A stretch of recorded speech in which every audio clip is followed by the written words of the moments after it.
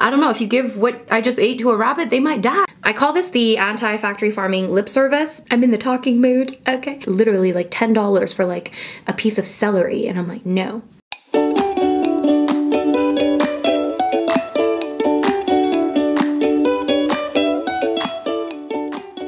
Hey guys, before we jump in, just letting you know that there is a brand new vegan health and fitness bundle, which is on sale only until December 1st.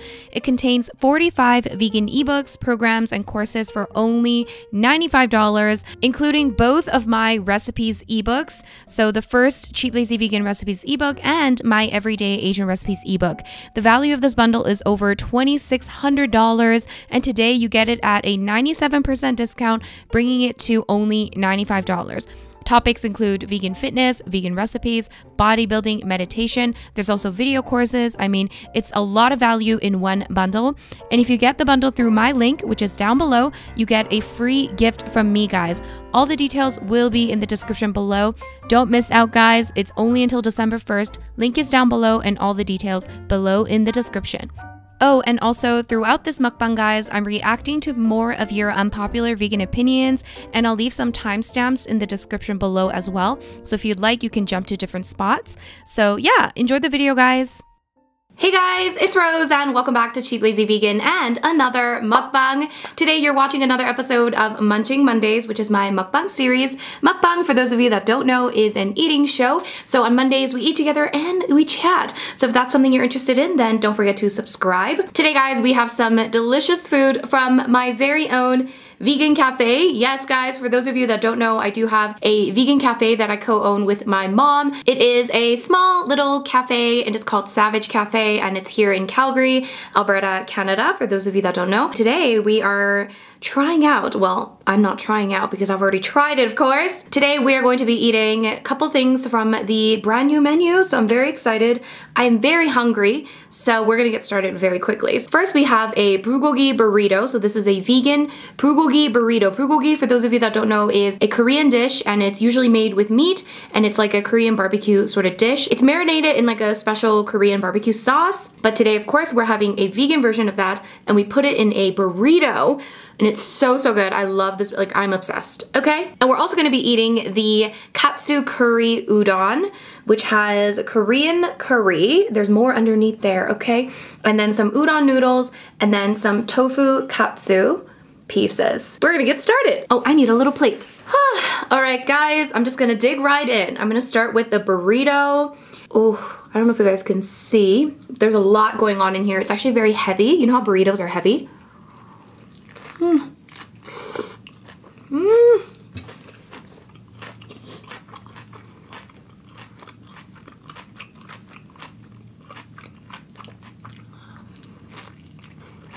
Mm.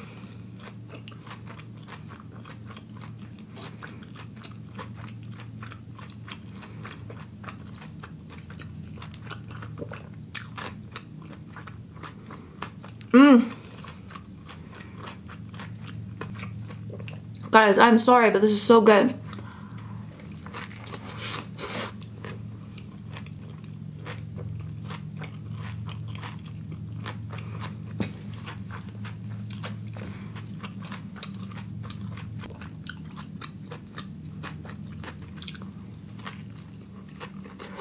Mm. Oh my god. Mm.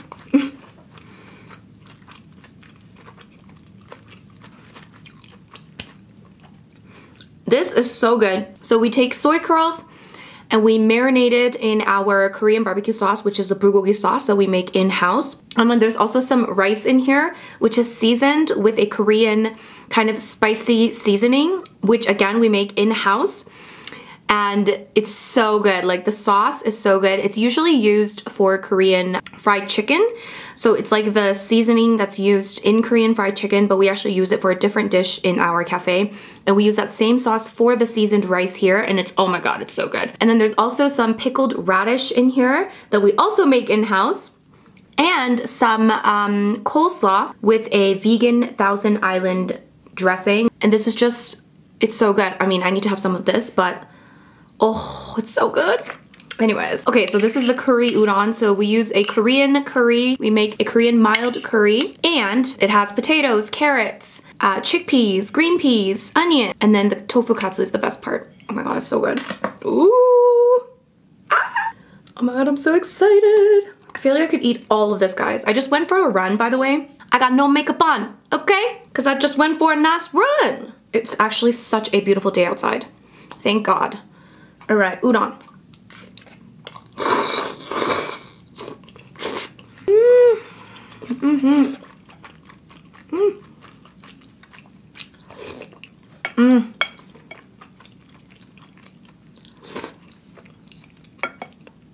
I gotta have the katsu. Crispy tofu katsu, which is nicely coated with a delicious breadcrumb mix.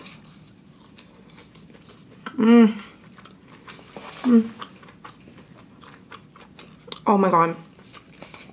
The tofu katsu is so good.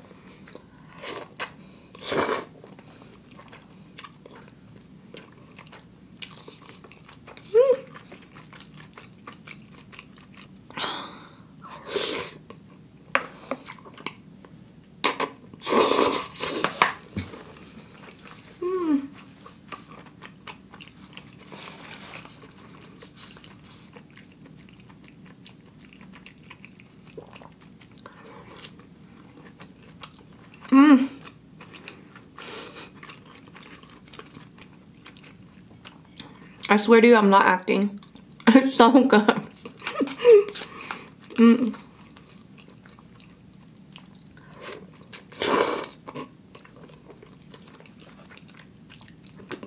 Oh my god.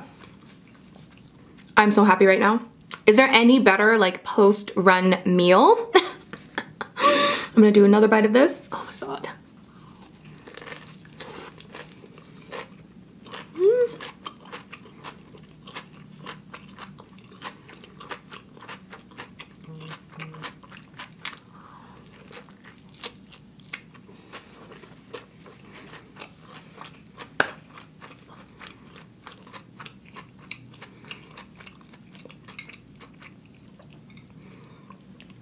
You know, we came up with these menu items after the vid, you know, because I feel like with, you know, unfortunate situations, sometimes innovation comes, you know, because we were getting a little bit slower. I think in like October, we were a little bit slow. So I was like, you know what, we need to come up with some new menu items. So yeah, we developed these and oh my god, am I ever glad, because these are so good. I mean, I love our main menu items, like already existing items that we've had since the beginning of the cafe. I still love those, still eat those all the time, but these new ones, it's super exciting.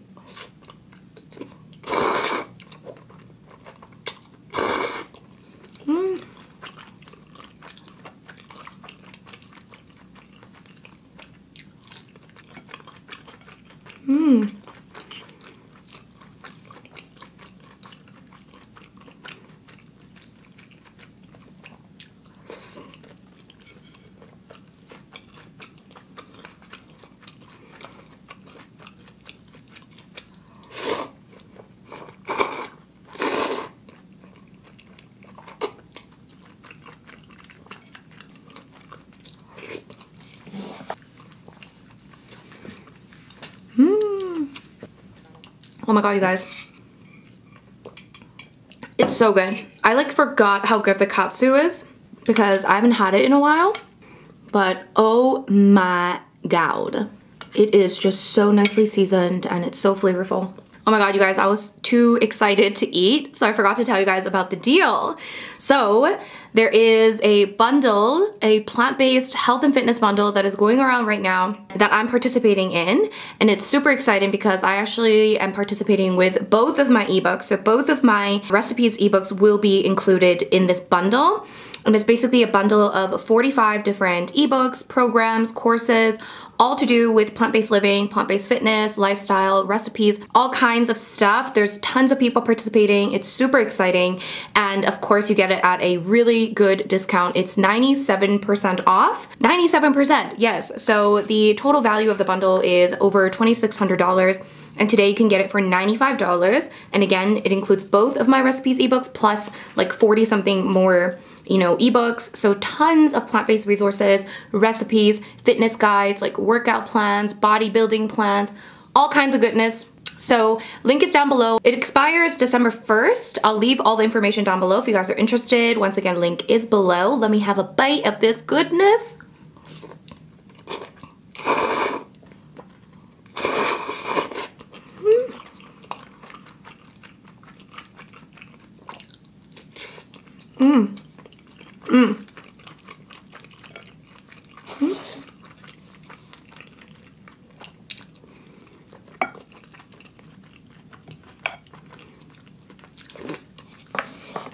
So the bundle has my Everyday Asian Recipes ebook, which is my most recent recipes ebook. Tons of vegan Asian recipes, and also my first recipes ebook with like much easier, kind of simple, beginner friendly, basic vegan recipes. Anyways, link is down below. Oh, and if you purchase the bundle through my link, you get a free gift from me. So you get a free vegan sauces guide. It's kind of like a mini ebook with like my favorite types of vegan sauces and how to use them. You get that free guide included if you purchase this bundle. So use my link and then you can get the free guide. Whew! You know when you eat too fast and then you start burping?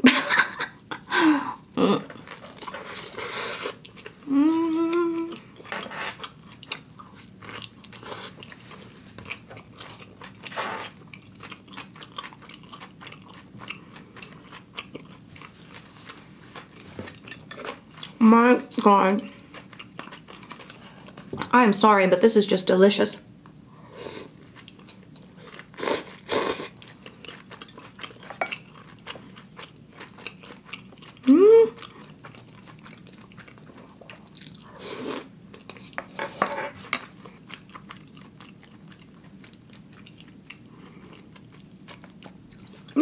I was gonna react to more unpopular vegan opinions. So if you guys didn't watch my reacting to your unpopular vegan opinions video, I'll link that down below. But basically, I asked you guys on Instagram to tell me your unpopular vegan opinions, and I got like a whole bunch, and I definitely did not talk about all of them. So yeah, there's one about how pets don't have to be vegan. So it says, as a vegan, it's okay for me to buy chicken for my dogs. Let's talk about that. Let's talk about just the concept of vegan pets, because I do get questions on my opinion on this. Okay, so you guys know I have a dog. Her name is Nari, and she is the cutest thing. I'm obsessed. But she lives with my parents, okay? So she's like a family dog, I guess you could say. She doesn't live with me because when we adopted her, I lived in a condo that didn't allow dogs. And plus, you know, my parents live in a house with a backyard. It's just better for, you know, her to be there. She loves playing in the backyard. She's like a wild little thing, you know? So she's at my parents' house. She's not a vegan dog. A lot of people ask me if, you know, I feed her a vegan diet. I do not. If it were up to me, I would definitely try to feed her a vegan diet. So I'm not against the concept of vegan dogs. I know some vegans are vegan for themselves, but they are against the idea of feeding their pets vegan.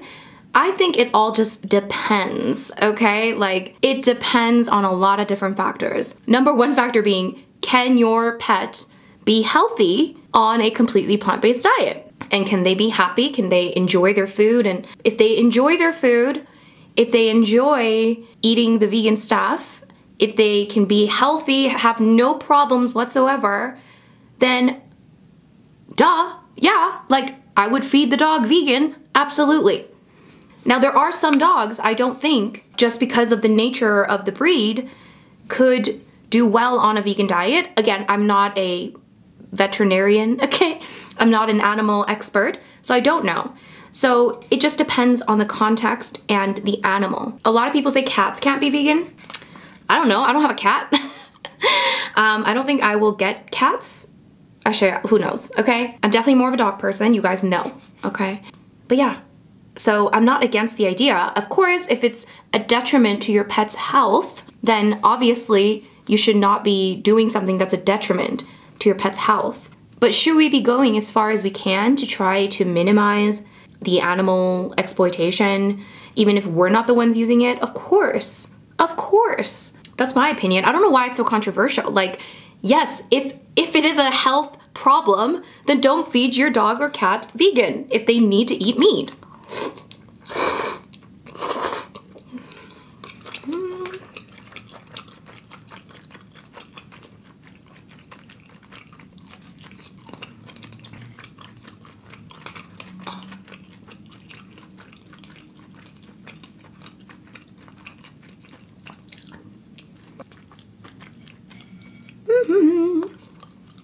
My God, you guys. Whoever invented udon noodles, you are amazing.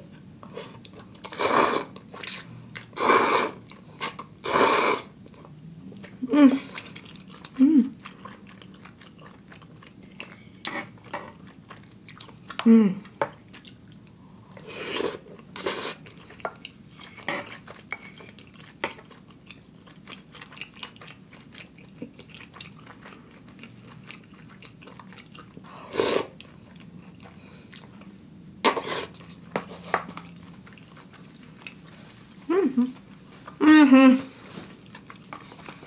Guys, this is so good.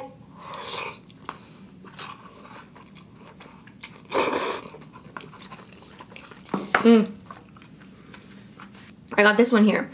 Influencers like Joey Carbstrong Earthling Ed need a more political message. That's an interesting take. Well, you know, I wouldn't like single people out like that, because for me, it's like you could have a wide range of different types of, you know, activists and influencers, people that do different things. For example, my focus is more on, you know, accessible recipes in general, delicious food, and how to make vegan food, you know, delicious and filling and satisfying. That's kind of like my focus. That doesn't mean I don't care about all of the other issues that have to do with veganism and animal activism and anything like that. So I think we all have a different kind of thing to offer. I do think that maybe our movement needs a little bit more of a political push. I get what this person is saying, because I used to think like, okay, it all comes from bottom up, as in we need to like individually, like all of us, we need to go vegan, and then things will change at the top level. I still kind of think this, because you have to have kind of like a certain number of people that follows this type of, you know, lifestyle or believes in the philosophy of veganism and, you know, wants to fight for the animals. You need to have at least like a good number of people believing in this and some sort of a consensus in order, I think, to make change from the top down, right? But at the end of the day, yeah, we do need, you know, I guess reform in a sense. From a political perspective and economics perspective, we need like a reform of the system. I think I learned a lot about systemic issues, especially during, you know, the George Floyd incident, when I was doing more research about systemic racism and how so much of it is connected. And then I got to thinking that, you know, same with, you know, the animal rights issue. It's really not as black and white as, oh, like if I just stop eating meat, somehow I'm doing like so much. And as long as we have more vegans, somehow that's gonna like change everything. I'm starting to move a little bit more away from that. I mean, not that I ever really thought it was that simplistic, but I think now I'm thinking it's a lot more complicated, and there's a lot of work basically to be done. But I do think that at the end of the day, the first thing we need to do is really change public opinion, because still to this day, people think it's completely normal and completely okay to say that you love animals, but then make fun of vegans under the same breath, you know? Like, oh my God, I'm so against factory farming, yet every single meal I eat is from factory farmed meat. It's like, okay, why don't we change people's opinions first? So first, we gotta get people to kind of like at least understand what we're saying, and then maybe we can change things from the top down. So I think, you know, I completely respect what Earthling Ed and Joey Carbstrong, what they do. You know, I think they're doing a great job. I don't know exactly what they're saying, and I may not completely 100% agree with every single word that comes out of their mouth in terms of the way that they do their activism, but I have complete respect for them. I think they're doing a really good job dedicating their life to this cause, and yeah, they're doing great work. So yes, but maybe one of them can run for, I don't know, Prime Minister or something, I don't know.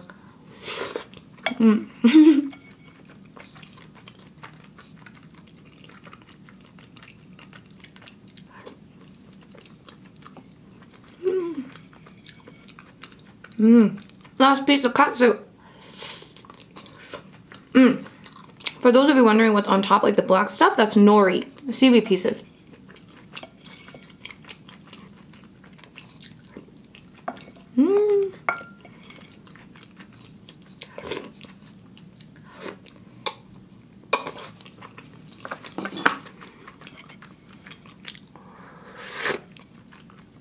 Going in with my spoon.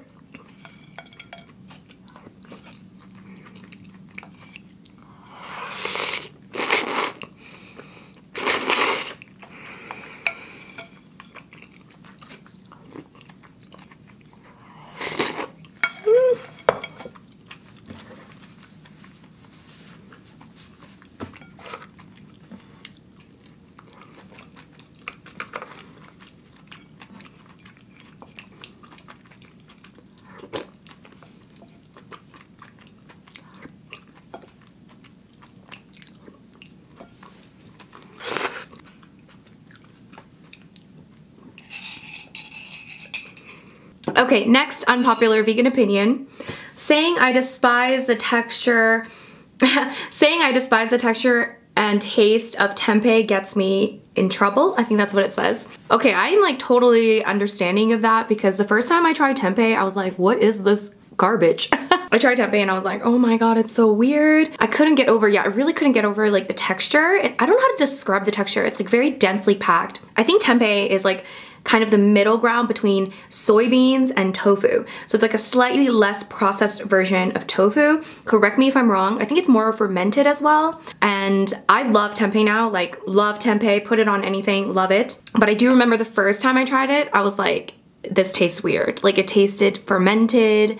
The texture was a bit weird. Something like I wasn't used to. Like it's not meaty in texture, but it's also not like soft like tofu. So it was something I had to get used to, but like I don't know when I got used to it, but like I really like it now. It's a great source of protein. It's like really good. I buy the ones that are like flavored as well. I get like the maple bacon tempeh. I think that's what it's called. It's like slightly smoked, a little bit sweet. It's so good. But if you don't like it, you don't like it. Who cares, you know? People like different things. Okay, there's tons of other vegan things you could eat, you know? Oh my god, I'm so full, but I'm definitely gonna finish this little thing. I'm just gonna answer one more thing. I think this person means, so this person wrote, all vegans are skinny and only eat rabbit food. I think this person doesn't mean that. They think that people think that of vegans. And clearly all vegans are not skinny and all vegans don't eat rabbit food because I don't know, if you give what I just ate to a rabbit, they might die. Let's see. Okay, so this one says, the norm shouldn't be making the connection and going vegan all in one day. Shaming small steps isn't helpful. Celebrate every time someone makes a step. Completely agree. I don't think that one's I don't think it's that unpopular. That opinion is actually quite a popular opinion, I would say.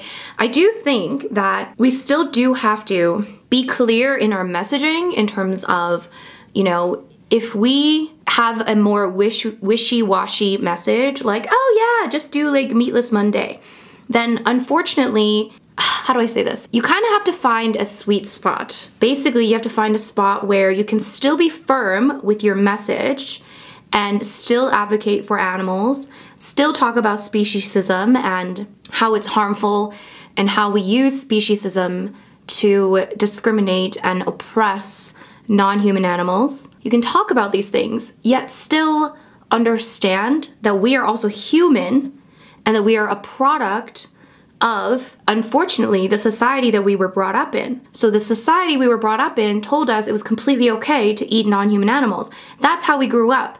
So to undo that kind of thinking and also those actions and also those taste buds, it's gonna take time, it's gonna take effort, it's gonna take a lot.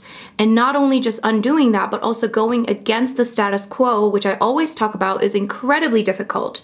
Because when something is the norm, the societal norm, it is very difficult to go against that because we want to fit in, because we are social creatures. So I think acknowledging that absolutely I am 100% for the idea of abolishing as much as possible all forms of animal exploitation. But also I understand that you're human and it takes time to make these changes regardless of what your ethical beliefs are. For example, when I was first exposed to this vegan message, I completely was on board in terms of, you know, the way that I was thinking, like my morals. I was like, okay, I get it. Like, I get it. I wasn't even arguing with the vegans. I was like, you guys, like, you know, like, you get it. You're woke, you know? But I wasn't fully vegan. I couldn't go vegan for a long time. I was pescatarian for a long time. And even though I agreed philosophically with the vegan message, I couldn't get myself to fully commit to a vegan diet until years later. So gradually I changed. I ate less and less animal products. Initially I stopped eating meat. Then I stopped eating dairy and eggs. Then I was basically a pescatarian for like 3 years or something, but slowly like having less and less fish. And then eventually I went vegan. So it's hard because, you know, you want to stand by your morals and ethics, but at the same time, you don't want to turn off anybody from going vegan. So you don't want to be preachy. You don't want to be too, you know, harsh. So I think we need to find like a little sweet spot where we can still talk about these issues without judgment by explaining things how they are and also encouraging people to take small steps. I actually think small steps are more helpful than encouraging people to go vegan overnight. So.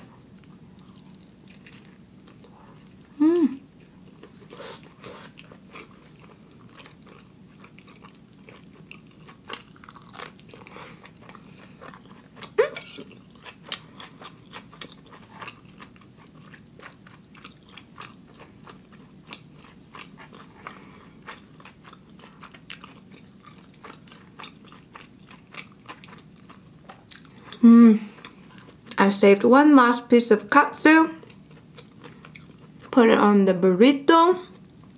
Oh my god, guys.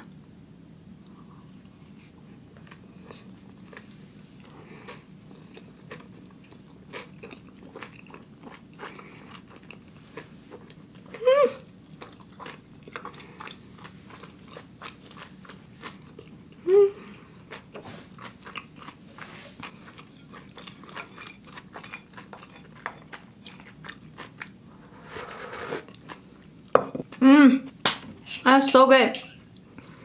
I'm saving this for later because I'm so full. This is the other half of the burrito and it's so good. This is gonna be my dinner. Well, part of my dinner. All right, you guys, so that is my mukbang. Let's just put this food away. And now we're left, oh, come on. Okay, good enough. I have a little coffee. I thought, you know, I'm not done chatting. Okay, so I'm with you for a little bit longer.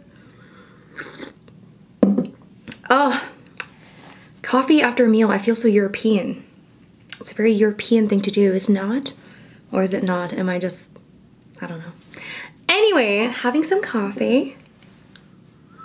And I thought I would respond to one of the comments in my YouTube video, actually. And I thought it was good to respond to this because I really like what this person wrote, because let me just read it, okay? This was a response to my response to an unpopular opinion that being vegan is a privilege that not everyone could afford. Now, I responded by saying that it's not the veganism itself that's a privilege, but I do believe that, you know, for you to go vegan, for somebody to actually take the action of going vegan, that itself usually shows a level of privilege because of the fact that, you know, this person obviously is in a position where they can worry about things outside of their own survival. Because a lot of people, if you are living in a situation where you are constantly like fighting for your survival, you don't have enough food to eat, you have to feed your family, and you're constantly like struggling, then you might not have the kind of capacity to, you know, worry about things outside of that, which is, you know, very understandable. And so that was kind of my point. So basically, I don't see veganism itself being a privilege, just like I don't see the women's rights movement as being a privilege. I don't see, you know, something like civil rights movement, somebody that, you know, is an activist. I don't see that as a privilege. I see it as something that, you know, we have a social responsibility of doing.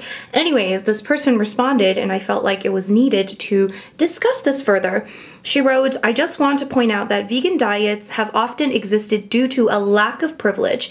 Historically, many communities around the world have eaten plant-based diets because plants were most accessible and meat was unaffordable. Things have flipped in recent years because, for example, in the United States, the government heavily subsidizes the meat industry, making it much cheaper than it used to be. My dad grew up in a poor rural village in Europe and they rarely ate meat growing up. They kept some livestock and would eat that on special occasions, but they would never be able to just go out to the store or butcher and buy some meat like people do nowadays. I thought this was a great point and it's something that I definitely want to discuss further. Completely agree. That's another factor that I completely forgot to discuss in that other video, and I thought it was something good to, you know, bring up today. I don't know why. I just feel like talking still. Guys, I'm in the talking mood, okay? So I completely agree. I think I've touched on it before as well, but same thing with my family. Like my parents, when they were growing up, they always tell us about how back in the day, They grew up in South Korea, and back in that time when they were young, Korea was a very different Korea than it is now. It's a lot more developed now. When my parents were young, it was still a developing country, so they rarely ate meat. Meat was very expensive. It was seen as very prestigious. It's not something they ate regularly because it was just not affordable. So it was eaten on a special occasion. So that's why traditionally all of these kind of traditionally more developing countries, most of their diets are heavily plant-based, heavily plant-based. Yes, there might be a little bit of animal ingredients in there, but if you look at traditional Korean food, most of it is really heavily plant-based. There might be some like fish ingredients in a lot of things, but there's really not a lot of meat in traditional Korean dishes. So that's why you see a lot of kind of very creative plant-based dishes coming from countries that are relatively poor, because I feel like you had to get creative with plants because animal products were very expensive. That's something definitely to, discuss. If somebody brings up the, topic of privilege, being able to eat meat, that itself is a privilege, right? So that's something you want to talk about. Eating meat is a privilege because not everyone gets to eat meat. And another thing to point out, which is very important, is that when you factor in factory farming is when meat becomes cheap. Okay, you have to factor in factory farming. So people cannot say that they're against factory farming, yet call veganism a privilege, because if you're against factory farming, then the only thing you can eat in terms of meat would be very expensive meat, because the only reason why meat is cheap is not just because the meat industry is heavily subsidized, but also because of factory farming conditions. That's how it's cheap. People did not create factory farms just because they hate animals and they want to see them suffer and die. It's because it cuts costs to have animals in very tiny cages and raise them that way. It cuts costs, making the end product cheaper for the consumer and making costs less for the producer. That's why factory farming exists.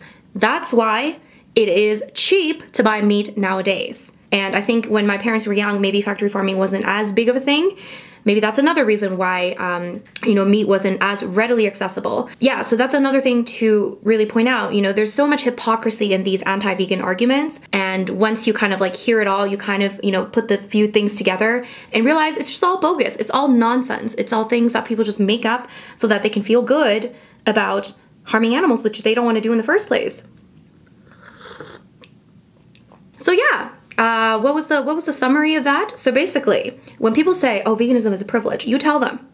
First of all, maybe you want to ask them, like, are you for or against factory farming?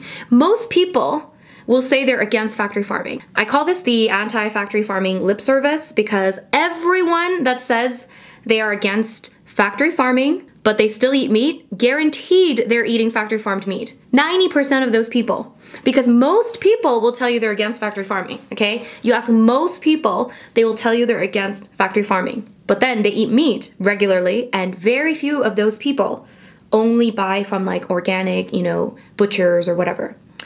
And even if they do buy from organic butchers or whatever, like a local, even if they buy local, when they eat at home, are they making sure that everything when they eat out is locally produced?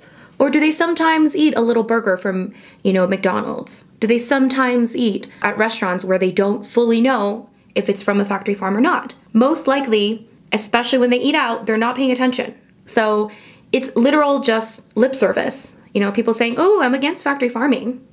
Because who wouldn't be against that, right? It's hard to be, it's hard to admit that like, oh, that's fine. Nobody thinks it's fine to do factory farming, but people still participate in it. And again, I'm not completely blaming the people. It's because we were brought up to think this was normal.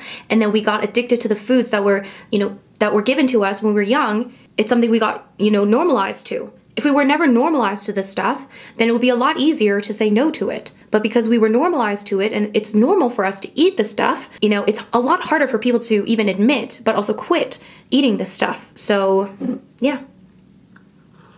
So first you want to ask them if they're against factory farming. And most people will say, yeah, they're against factory farming. And then you ask them, well, why do you think meat is so cheap? Why do you think it's so cheap? It's cheap because of factory farming. You can't have it both ways. You can't be against factory farming and then say that veganism is a privilege. You see? Okay? You can't. Because being against factory farming, that's a privilege if you still eat meat.